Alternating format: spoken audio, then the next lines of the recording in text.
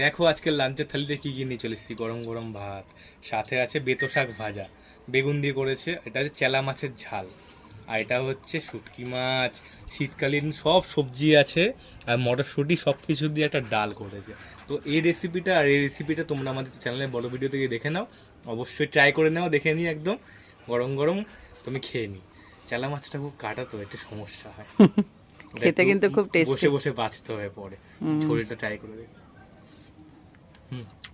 খেতে সত্যি খুব সুন্দর হয়েছে। এটা অনেক টাইম লাগবে খেতে আমার। ডালটা ট্রাই করি, পুরো গরম, সদ্য নামানো হয়েছে, শুটকি আছে, আহা কি গরম কি গরম। শীতকালীন কোনো সবজি বাদ নেই, সব আছে, সবাই বর্তমান। দারুণ টেস্টি একটা ডিশ। ব্যাপক হয়ে যায়, তাই অবশ্যই একবার করো। আমি ভালোবাসা শুটকিটা খেয়ে নিলাম। ভালোবাসার শুটকি নাকি?